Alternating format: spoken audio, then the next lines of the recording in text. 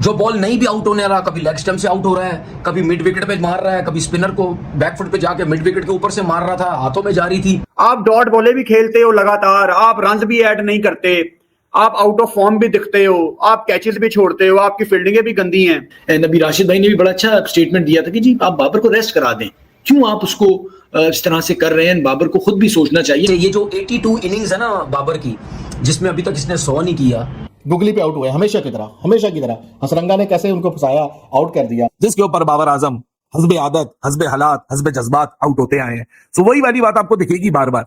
लेकिन भाई साहब ये हैं नलायक क्रिकेटर्स, ये मीडियोकर क्रिकेटर्स हैं जिनको आप लोगों ने ना सर पे चढ़ाया हुआ है। नमस्कार दोस्तों, लगता है जल्दी बाबर आजम की पाकिस्तान टीम से छुट्टी होने वाली है। जिस तरह का खेल वो इस समय खेल रहे हैं उसे देखकर तो लगता है कि उन्हें अभी तक टीम से बाहर हो जाना चाहिए था। इतने सारे मौके मिलने के बाद भी बाबर आजम पिछली 83 पारियों में एक भी शतक नहीं लगा पाए और अब उनका ये खराब खेल उनके लिए मुसीबत बनता दिख रहा है। एक टाइम था जब पाकिस्तानी को लगता था कि बाबर आजम विराट कोहली से बड़ा प्लेयर है और अब वही मीडिया और पाकिस्तानी टीम से बाहर कर उनकी जगह किसी नए खिलाड़ी को मौका देने की बात कर रहे हैं। श्रीलंका के खिलाफ भी हुए मुकाबले में एक अच्छी शुरुआत के बाद हसरंगा ने उन्हें बोल्ड कर दिया और उनकी इस खराब फॉर्म को लेकर और उनकी टीम में जगह को लेकर क्या कहा है पाकिस्तानी मीडिया ने, देखते हैं इस वीडियो में।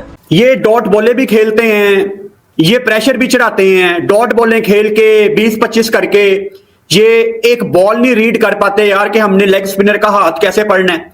अगर बॉल पढ़ के सीधी रह रही है, अंदर आ रही है, हमने वो कैसे बॉल पकड़नी है, कैसे पिक करनी है। अगर हमारा सीनियर बैटर भी ऐसे खेलेगा, मतलब आप ऊपर से फखर जमान को देख लो, नीचे से बाबर आजम को देख लो, इन लोगों के ऊपर सवालिया निशान उठा लो, तो आपका कोच भी कह देता है प्रेस कॉन्फ्रेंस में कि भाई साहब ये आउट ऑफ फॉर्म नहीं है। तो अगर ये आउट ऑफ फॉर्म नहीं है तो भाई साहब कौन है आउट ऑफ फॉर्म? आप डॉट बॉले भी खेलते हो लगातार, आप रन्स भी ऐड नहीं करते, आप आउट ऑफ फॉर्म भी दिखते हो, आप कैचेस भी छोड़ते हो, आपकी फील्डिंगें भी गंदी हैं। तो यार फिर तो ऐसे तो आप वनडे कभी भी नहीं जीत सकते। टिपिकल गलतियां पाकिस्तान की जो बताते हुए भी डर लगता है कि यार ये क्रिकेटर्स हैं, इनको ये बातें पता होनी चाहिए। लेकिन भाई साहब ये हैं नलायक क्रिकेटर्स, ये मीडियोकर क्रिकेटर्स हैं जिनको आप लोगों ने ना सर पे चढ़ाया हुआ है। ये गली मोहल्ले के बॉलर जिस तरह बॉल कर रहे हैं ना, उस तरह उनका वो दूसरा बंदा बॉल कर रहा था, जनित लियांगे, उसको ये 4-4 5-5 डॉट खेल रहे हैं और हसारंगा को मारने की कोशिश कर रहे हैं। ये है इनकी गेम अवेयरनेस। आप पहले भी यहीं पे खड़े हुए थे, आज भी आप वहीं पे खड़े हुए हो।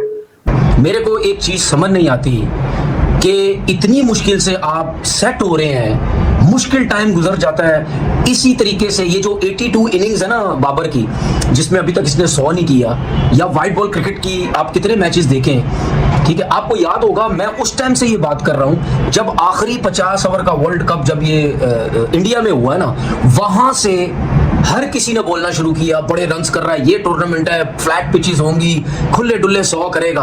वहां से अब पता नहीं इसको नजर लगी है, ये क्या मसले मसाइल हुए हैं उसके। वहां से आप देखें जो बॉल नहीं भी आउट होने रहा, कभी लेग स्टंप से आउट हो रहा है, कभी मिड विकेट पे मार रहा है, कभी स्पिनर को बैकफुट पे जाके मिड विकेट के ऊपर से मार रहा था, हाथों में जा रही थी। उस वर्ल्ड कप से इसकी जो फॉर्म आउट होना शुरू हुई है, उसके बाद ये नहीं संभला। आज का दिन हो गया, ये नहीं संभला। टेस्ट क्रिकेट देख लो, T20 देख लो, वनडेज देख लो, और जिस टाइम ये सेट होके खेल रहा होता है उस टाइम ये गलत शॉट मार के आउट हो जाता है, अपनी गलतियों से आउट हो जाता है। दूसरा मसला, विद इन स्टंप बाबर को जो पकड़ा हुआ उन्होंने वही गेंद करते रहते, वहां फास्ट बॉलर पे मुश्किल।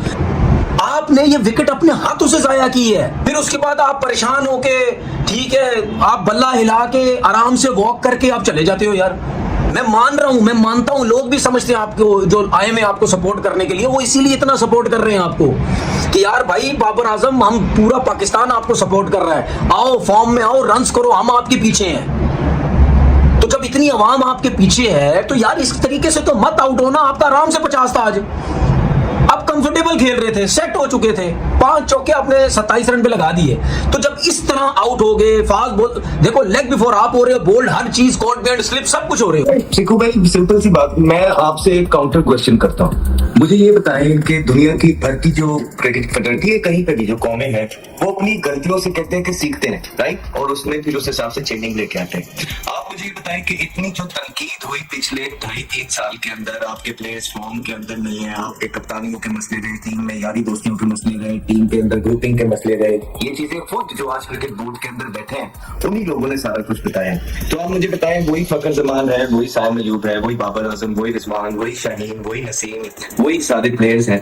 आप इन सारे प्लेयर्स के साथ जिससे आप 7 इवेंट्स हारे हैं, आप किस तरह डिफरेंट रिजल्ट्स जो है एक्सपेक्ट कर सकते हैं? ये आपसे सवाल है। बाबर आजम की बात करें, आप उनको किंग मानते हैं। बाबर आजम गुगली पे आउट हुए हमेशा की तरह। हसरंगा ने कैसे उनको फंसाया, आउट कर दिया। और रिजवान साहब 51 गेंदों के ऊपर 29 रन है बाबर के, 51 गेंदों पे 56 का स्ट्राइक रेट।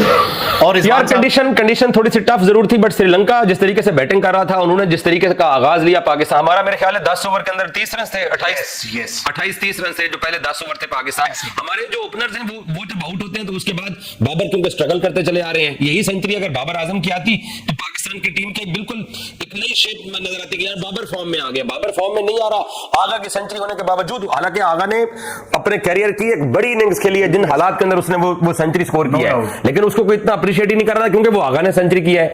तो बात जरूर उसके ऊपर ऑनस आ जाता है कि जाहिर सी बात है कि जो बात होती है कि जी आउट ऑफ फॉर्म है या आउट ऑफ टच है या आउट ऑफ आइडियाज है, आज फिर एक दफा वही वाला डिसमिसल है जिसके ऊपर बाबर आजम हस्बे आदत, हस्बे हालात, हस्बे जज्बात आउट होते आए हैं। सो वही वाली बात आपको दिखेगी बार बार। चाहे लेफ्ट आर्मर आ जाए, वही एक स्ट्रोक डिलीवरी आर्म बॉल की, वो बाबर उस पर विकेट देंगे।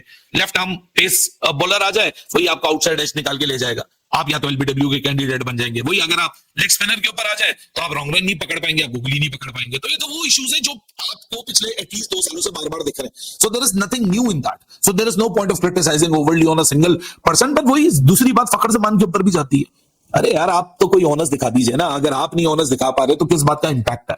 मतलब अगर ये बैटिंग अप्रोच है जहां पीछे 2 डक लगे हुए हैं और आज इस तरह की नेगेटिविटी है, तो मुझे कोई ये बताएं कि फिर किन बेसिस के ऊपर हम फखर जमान को T20 में लोअर डाउन दी ऑर्डर एक फिनिशर के रोल में आजमाने जा रहे हैं? मुझे ये समझ नहीं आता कि कभी कभार या तो हम खुद परखते नहीं है या वाइब के ऊपर अपनी टीम चला रहे हो।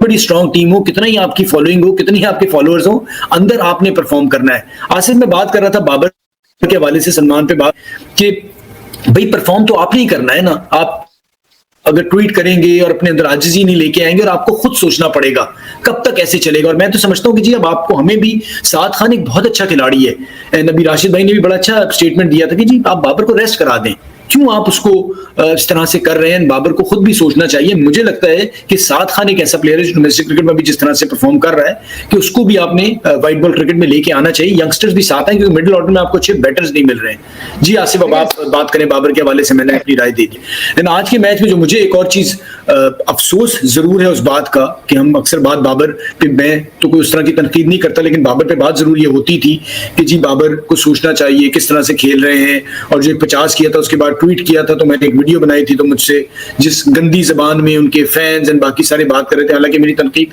का कतई मकसद ही नहीं था कि उनकी कारकर्दगी को किसी तौर पे ये बताना कि जी ये कोई इसकी कोई अच्छी इनिंग्स ही नहीं है, अच्छी परफॉर्मेंस नहीं। मेरा बताना ये था कि ये शुरुआत है और यही आजिज़ी अपने अंदर रखें और खामोशी से खेलते जाएं। अब होता ये है कि जब आपका ये रवैया रहता है, आप फिर परफॉर्म नहीं कर रहे होते आगे चल के, तो फिर वो तनकीद आपके ऊपर बढ़ जाती है। तो ये कुछ ऐसी चीजें हैं जो होती हैं, एंड इसीलिए मैं चाहता हूं और प्लेयर्स को मैं कहता हूं कि भाई आप अगर रोल मॉडल बनाना चाहते हैं तो विराट कोहली को देखें, उससे ज्यादा तो किसी पे तनकीद नहीं होती ना। वो तो इतना परफॉर्म करता है, उसके बावजूद वो कैसे जवाब देता है, उसके आप उसका रवैया देखें, उसका खेल का on the field, of the field, किस तरह से वो अपने आप को लेके चलता है। अब बाबर मुसलसल खेले जा रहे हैं। उन्हें एशिया कप पे जब सिलेक्शन कमेटी ने बिठाया था तो मुझ समेत बहुत से ऐसे लोग थे जो कहते थे नहीं जी उन्हें टीम में होना चाहिए था। वो वापस आए और उन्हें भरपूर मौका दिया जा रहा है। अब इस मौके से अगर वो फायदा नहीं उठाएंगे तो फिर कब क्या होगा। और मेरा करंटली उसने कोई बहुत ज्यादा इंपैक्ट क्रिएट नहीं किया बिकॉज ऑफ हिज परफॉर्मेंस, क्योंकि वो आई नहीं, उसमें रन्स नहीं है, उसमें बड़े रन्स तो बिल्कुल ही नहीं है, सेंचुरी नहीं आ रही। और जो जैसे था ना कि चलो यार विराट कोहली का एक पैच था तो उसमें वो 15, 16, 50 थे, तो वो भी नहीं है। लेकिन जब मैं उसकी मैच से पहले की प्रैक्टिसें देखता हूं या एटलीस्ट वो वाली प्रैक्टिसें जो हमें मीडिया पे दिखाई देती हैं यूट्यूब के या क्लिप्स के अंदर, वो ज्यादा है फोर्सिंग द इशू वाली प्रैक्टिस, यानी जबरदस्ती इसको शॉट मेकिंग बनानी है जो आपके नेचुरली इंस्टिंक्टिव नहीं है। सो आप उस इशू को फोर्स कर रहे हो, लेकिन उस इशू को फोर्स करने की जो कैपेबिलिटी है उसका एक प्रोसेस है। वो प्रोसेस सर्टेनली ये नहीं है जो वो उसे करवाया जा रहा है, ठीक है।